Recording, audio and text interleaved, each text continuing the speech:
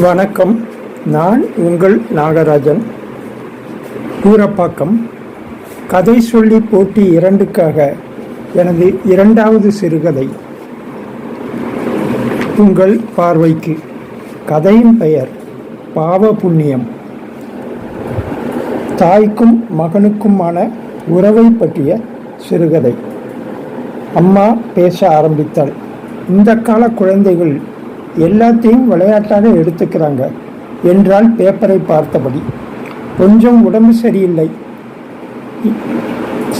சரியாக இருந்தால் இந்நேரம் மார்கழி தரிசனத்திற்கு பெருமாள் கோவிலுக்கோ அல்லது பிள்ளையார் கோவிலுக்கோ கிளம்பி போயிருப்பாள். ஏன் டென்ஷன் ஆரம்பா? காஃபி குடிச்சிட்டு ரெஸ்ட் எடு. வரும்போது ஸ்ரீராம் விலாஸில் இட்லி வாங்கிட்டு வரேன் என்று சொன்னான். நேற்று பேப்பர் படிச்சியா சுந்தர் அப்படின்னு கேட்டாங்க. பேப்பர் படிக்கிற இன்ட்ரெஸ்ட் எல்லாம் போயாச்சுமா. அரசியல், சினிமா, இலக்கியம் எல்லாம் 10 மாதமாக சொன்ன விஷயத்தையே சொல்லிட்டு வருது. மத்திய அரசு சொல்கிறத செய்யறேன்னு சொல்கிற மாநில அரசு கூட இடஒதுக்கீட்டை சிலருக்கு தர மறுக்குது. எல்லாமே இங்கே அரசியலாகி போச்சு. நியாயத்துக்கே இடமில்லை அப்படிங்கிறான். விவசாயிகள் போராட்டம் ரொம்ப நாளாக நடந்துட்டுருக்கு. யார் சொல்கிறது சரின்னு யாராலையும் சொல்ல முடியலை. சரி, கோயில் போகிற நேரம் வீண் பிரச்சனைகளை சொல்லி உன் கவனத்தை திருப்ப விரும்பலையா? நீ பாட்டு போயிட்டு வா என்று சொன்னாள். கடவுள்கிட்ட நல்லா வேண்டிக்கோ, உனக்கு ஒரு நல்ல பொண்ணாக வரட்டும்னு. கோயிலில் பார்த்தா கூட்டிகிட்டு வரட்டுமாம்மான்னு கேட்டான். என்னடா உளர்ற? இல்லைம்மா, எங்கள் ஆஃபீஸில் ஒரு லைப்ரரியன் இருக்கார். அவர் பேர் நல்ல பொண்ணு. அதான் கோயிலில் பார்த்தேன்னா கூட்டிகிட்டு வரட்டுமா அப்படின்னு கேட்டேன். அம்மா சிரித்து விட்டார்கள். உனக்கு எப்பவுமே எல்லாமே கிண்டல் தான், என்னைக்கு திருந்த போறையோ என்று சொன்னார்கள்.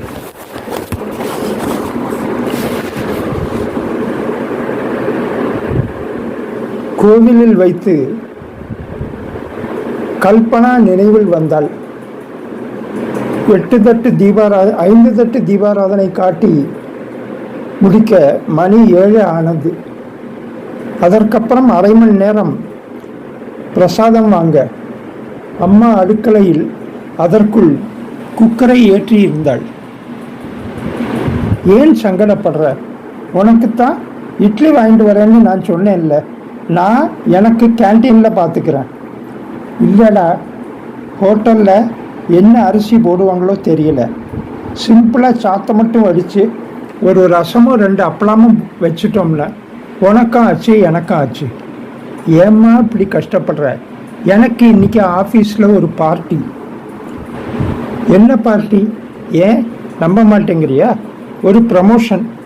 அதனால் அவங்க பார்ட்டி கொடுக்குறாங்க. யாருக்கு ப்ரமோஷன்?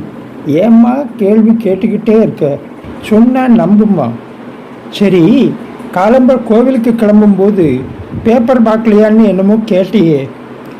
வேண்டாம், விட்டுரு. நீ இருக்கிற மூடில் நான் சொன்னதை கேட்டால் நம்ப மாட்டேன். சொல்லுமா, நம்புகிறேன். என்ன விஷயம்? இல்லை, 2 பேர் லிவிங் டுகெதரில் வாழ்ந்துட்டு இருந்தாங்களாம். அதெல்லாம் தான் இப்போ சாதாரணமாச்சே. இப்போ உள்ள தலைமுறைக்கு பொறுப்பும் வேண்டாம், பிள்ளையும் வேண்டாம். 2 பேரும் சம்பாதிக்கணும், ஒன்றா குடும்பம் நடத்தணும். யாருக்கு பிடிக்கலையோ பிரிஞ்சு போகணும். பொறுப்பை ஏற்றுக்கக்கூட இந்த தலைமுறை ரொம்ப தயங்குது. இப்போ சாதாரணம்மா இதெல்லாம். இதுக்கு போய் பெருசு பண்ணிக்காத. இல்லைடா, எங்கள் தலைமுறையால் இதை ஏற்றுக்க முடியல. ஒரே ஒரு பையனோ பொண்ணோ வச்சிருக்கிற அம்மாவுக்கு அவங்க குழந்தை கல்யாணாகி வாரிசுகள் வந்து அதை கொஞ்சணுங்கிற ஆசை தான் இருக்கும். இப்போ தான் எல்லாமே பணம் கொடுத்தா கிடைக்குதேம்மா. நீ ஏம்மா கவலைப்பட்டுக்கிட்டு இருக்க?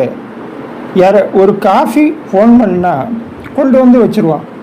இவ வேலைக்கு போவா. வேலைக்கு போயிட்டு திரும்பி வர்ற நேரத்தில் அவன் நைட் ஷிஃப்ட்டு கிளம்பி போவான். அதனால இவங்க சந்திக்கிறதே கஷ்டமாக இருக்கும். இதில் இவ போட்டு சமைச்சிக்கிட்டு ஒத்தையில் சாப்பிட்டுக்கிட்டு அவனுக்கு எடுத்து வைக்கிறத விட ஃபோன் பண்ணினா எல்லாமே கிடைக்குதுமா. சும்மாவாடா கிடைக்குது? ஒரு காஃபி 200 ரூபாயாமே. உனக்கு யாருமா இதெல்லாம் சொன்னாங்க? 200 கொடுத்தாலும் அந்த காஃபி அத்தனை சுவையாக இருக்குமா. ஒரு ஃபில்டரில் ஒரு ஃப்ளாஸ்கில் போட்டு வச்சாச்சுன்னா இந்த ஒரு காஃபியை 3 நேரத்துக்கு குடிச்சிக்கலாம். சும்மா வாடா, ஒரு ஃபோன் பண்ணால் டிஃபன் கூட வீட்டுக்கே தேடி வரும். எல்லாம் சரிடா, ஒரு வளையல் போட்ட கை பரிமாறுமா, அதுதானே முக்கியம். அம்மாவின் கேள்விகளுக்கு பதில் சொல்ல முடியவில்லை. அவளின் ஆசைகளும் கோபமும் நியாயம்தான். தோழி கல்பனாவிடம் சொன்னபோது கூட உன் அம்மாவை பார்க்க வேண்டும் என்று சொன்னார்கள். கவலைப்படாதே, எங்கள் அம்மாவிற்கு நான் நண்பர்கள் வீட்டுக்கு போவதோ நண்பர்கள் என் வீட்டுக்கு வருவதோ கூட பிடிக்காது. அவர்கள் சனிக்கிழமை தோறும் கோவிலுக்கு வருவார்கள். நான் கோவிலுக்கு அவர்களை கூட்டி வருகிறேன். கண்ணால் ஜாடை காட்டுகிறேன். நீ பார்த்துக்கொள் என்று சொன்னான். சொன்ன வாரத்தில் அம்மாவுக்கு உடம்பு முடியாமல் போய் அவனால் அவளை கோவிலுக்கு கூட்டி வர முடியவில்லை. எனவே அந்த வாரம் தள்ளி போனது. அவள் கேட்டாள், என்னால் இன்னும் பொறுக்க முடியாது. அடுத்த வாரம் நானே உன் வீட்டுக்கு வந்து விடுகிறேன். அவசரப்படாதே கல்பனா, நான் எல்லாம் ஏற்பாடு பண்ணிவிட்டு உனக்கு சொல்லுகிறேன். என் அம்மா இப்போதே லிவிங் டுகெதர் பற்றி பயந்து கொண்டிருக்கிறாள். ஏன் பயப்படுகிறார்கள்? உண்மையான அன்பு இருந்தால் எல்லா வாழ்க்கையும் சரிதான், எல்லா சிஸ்டமும் சரிதான், கல்யாணமும் சரிதான், லிவிங் டுகெதரும் சரிதான். அது உனக்கு புரிகிறது, என் அம்மாவுக்கு புரிய நாளாகும். அதுவும்